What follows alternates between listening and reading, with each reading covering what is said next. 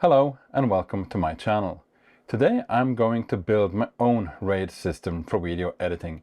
I have never done this before, so this is actually very exciting. Maybe it's going to be a failure, maybe it's going to be a success, I don't know. But if you're like me, over the years as a filmmaker, I have bought a lot of RAID systems and a lot of hard drives, more than I care to talk about. And I have wasted a lot of money on hard drive space as well. I have purchased bad hard drives, I have purchased solid hard drives, and I have also invested in expensive RAID systems. Now, as time has progressed, more material is now being shot in 4K and even higher resolutions, and I need a system that can keep up with it. Now, I already have a system from G-Tech, which I have been really satisfied with. It is a 4-bay system with hard drives alone, but it's filling up really fast, and right now it is full and I need to change to something else. That is why I will be building my own system with SSD drives, because I want the fastest system that I can build, the fastest system that will be possible for me to build within a certain budget. I have looked online and I have looked at bespoke systems, but they're just too expensive for me and I can't really afford them. And I've been looking at systems from G-Tech, which are really nice. And I was looking at 4-bay drives with SSDs in them, but they're way out of my league economically, so I can't really afford them. So I looked online, I called a few retailers here and then, and I came across a retailer. It's here in Norway, and this is a system from Stardom. That is a company based in Taiwan, and I have a few RAID systems from them already, but they're only USB 3 based. This is a Thunderbolt 3 based 2-bay system, and I have purchased 2 Samsung SSD drives, which I will put into them and see how this goes. Now, what is a RAID system? So a RAID system is a system that consists of 2 or more hard drives, and you can link these hard drives together to give you either more space or data redundancy. And I will leave a link below which explains more in detail what the different RAID configurations are and what is available on the market. Now, I have chosen this system. I think I picked it up for like $200 or something like this, and this is just an empty chassis where I can do whatever I want with. And this has a RAID 0 configuration, which is what I am looking for. Now, RAID 0, that will give you the fastest possible speed where I have 2 hard drives or more. And when you link those hard drives together, they will give you more speed. So I'm hoping to achieve around 800 or something megabytes per second in speed performance. It will be very exciting to see. They have Thunderbolt 3 technology, which should be the fastest way to achieve the fastest read and write speeds to my iMac Pro. I'm just going to open up real quick and see what is inside, what actually comes inside, because this is as new for me as anyone else. So inside the box, I'm just going to get rid of the box. Just make sure there's nothing else in here. This is the RAID system itself. It's quite neat actually. It's not too big, not too small, and it's I can already tell that it's been solidly built. This is a metal housing. On the back side here we have obviously you have 2 fans. And we have a system where we can set for JBOD, RAID 0, or RAID 1 is just a hardware switch. Really nice. I probably won't have to go into a lot of software settings, which may cause me some trouble. I don't know. I'm just a technical nerd. I'm not like a computer expert. I just love tinkering about with technology, and just have to turn it around myself. And furthermore, we have a display port, and we also have 2 in and outs for Thunderbolt, which means I can actually daisy chain more more of these RAID systems or rather hard drives as well. That's really, really nice. That's what I really love about the Thunderbolt system. And on the front here, we can see we have two bays for putting in our hard drives. And also I forgot to mention on the back there's a switch, and it looks like I can actually set the setting for the fan, how much noise or how fast I want these fans to spin. So all in all, really, really nice and good first impression of this system. So let's see what came inside this little mystery box. Just gonna place this over here. Sorry, I have two cameras running, so I have to keep an eye on both of them. So let's just see what's inside the box. That's empty. Okay, so first off we have a manual which will go through, I guess, the how to set it up, how to install the hardware installation, and there should also be a Thunderbolt cable. Yes, there we have a Thunderbolt cable. Nice. I was actually quite unsure if I had to go out and buy another Thunderbolt cable. I forgot to ask about that when I purchased this one. And Thunderbolt cables can be expensive, so nice to see that is included. This used to be a lot of more expensive, but I was able to pick this up really, really cheap because the retailer just wanted to get rid of inventory. So lucky me for once. There's the power cord. This is obviously the European and Norwegian standard. Doesn't really matter much because it's just your, your standard plug in here. If you're in the UK, you would have 3 pins, and if you're in the US and Australia, it's just this part that's different. This will always be the same. So let's just put it over here. Okay, this is actually the handle. Nice. So you can put a handle on. Just gonna rip this out real quick. So you can actually put a handle on like this and carry it around, and it comes with, I'm guessing these are the screws for it. There are 4 screws and 1 hex key, and here we have included screws for, okay, let's see, these are for 3.5-inch hard drives, and these are for 2.5-inch hard drives. These are longer in size, these are shorter for the 2.5-inch drives. And here we have some keys. I'm guessing these are to open the hard drive base. So I already found my screwdriver set, and I actually think the first thing I'm going to do is I'm actually going to read the manual. So let's just see about the manual. This is in Chinese. I don't understand anything in Chinese. I do understand images, but it's luckily it also comes with an English manual, quick installation guide. Okay, that's fine. So let's just open it up and see. I think we're just going to put that away over here actually for the beginning, for the moment. Put that over here, and we are going to look at the front side, and I have there are 2 holes, and I'm guessing that if I take out one of these keys, that this will go inside the large holes. And there we have it. It's opening a latch when I did so. Just go inside the biggest hole, and that opens the latch. And doing so, oh, nice.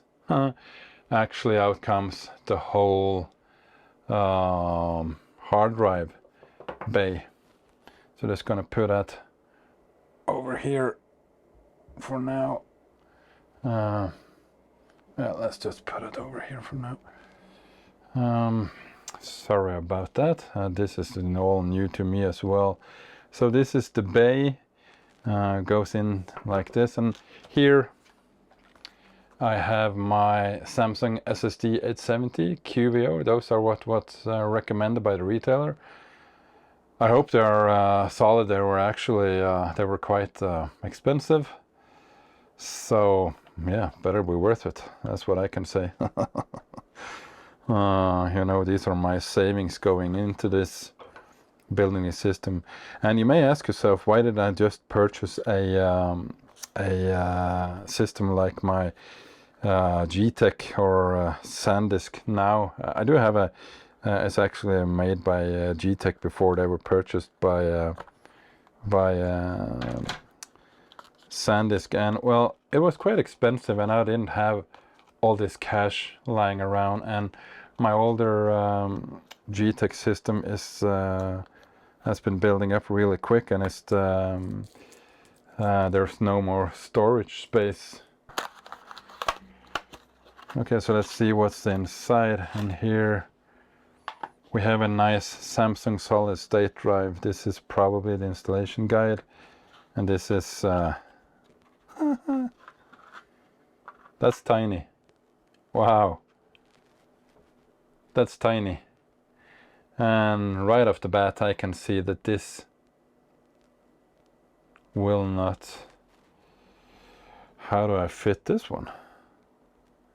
So I'm guessing these pins here, they are for your reading, connecting it up, and I'm guessing there are 4 holes, 4 screws. So let's just see if this will align in any kind. Yes, it does. You can see on the back here, it does align with the holes. It just really, really tiny. I'm not too used with these SSD drives. Okay, I'll just hand hold it. Okay, so what we're gonna do is we have obviously turned this upside down. When this goes back into the tray, it should look like this, so that when we put it in, the contact pins will go back in. And I guess there's only one way of attaching this, and the holes are lining up really, really nicely. So let's just find the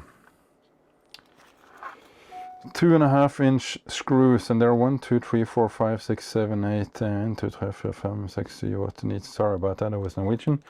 10 screws. Okay, so that should be enough for 2 hard drives. And let's just see if we can find the right bit as well.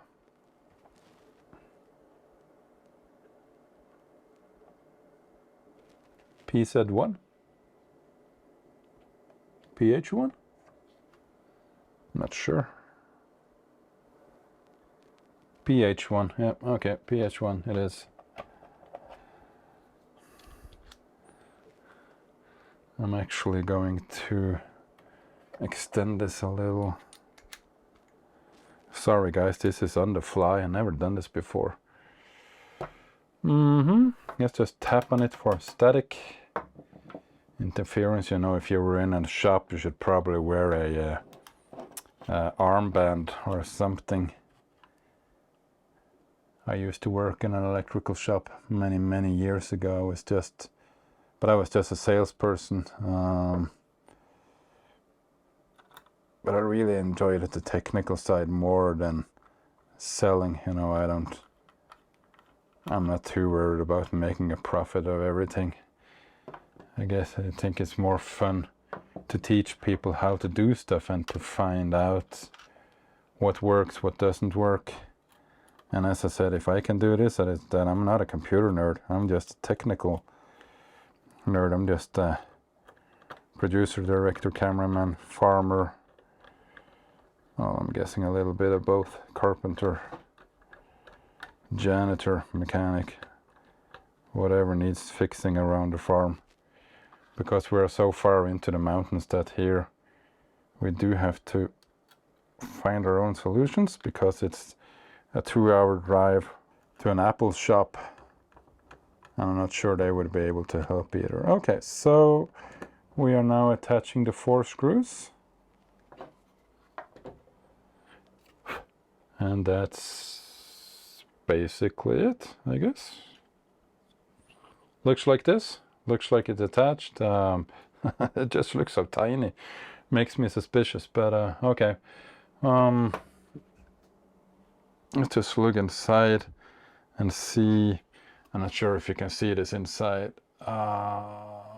here, but in the back there are some electrical points, and when I just look at them, they should line up. We have the short pin here and a longer pin here, and that's when I'm looking at inside. There's just a circuit board in here, and it should be able to slide back in and close. That's it. I'm guessing that's it. So let's do the other one. The key inside, open the latch, the whole bay comes out. Let's put this over here again. And let's open up the second hard drive. I mean, the first one was... Where did I have to put all this? Okay, so if I just turn it around. Wow. Look at that, there was a smaller tape, I didn't see that one. Okay, this is going to be a bit more professional way of doing it, I guess. Anyway, there's the installation guide, and here we have the tiny little hard drive. So let's just get rid of this one. I'll just place these ones over here. Okay, so I'm guessing we are doing the same. Let's just align them up. Just gonna do this once more. And you can see on the back, if I was unclear, on the back here we have 1, 2, 3, 4 screw holes. And on the SSD drive as well, we have 1, 2, 3, 4 screw drives. And I really don't see how I could mount this differently, because the holes on the sides here, they are for 3.5-inch drives. So we're just going to do the same, just going to tap it off for static. And I'm gonna, wow, these screws are tiny. They're not from my fat fingers, that's for sure. Let's just see if we can make it work anyway. And the screws are not completely recessed, but they are somewhat recessed. There's a small, we're just gonna cross screw just in case. It's just, this is basically the same when you attach tires to your car. Oops. You want to always cross screw and have 2 solid points of contact, which makes it harder for anything to shift.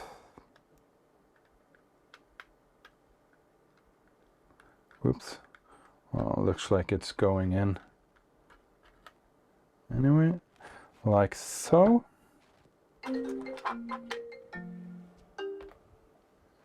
Sorry about that.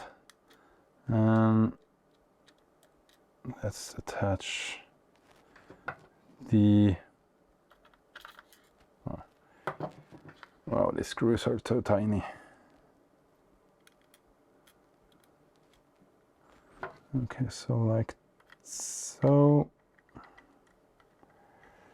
And then there's just 1 screw left to fit into the recessed hole. So like this. And now we can see we have 2 screws left over. Not sure that's a good sign. I'm hoping it is, because I'm guessing there are just spare screws. I mean, there are no other holes, so where do I put those? I guess I don't. Okay, so let's go back in here. Let's just slide the hard drive back in place, and the latch closes up nicely. Okay, I'm guessing that was basically it. So that's how we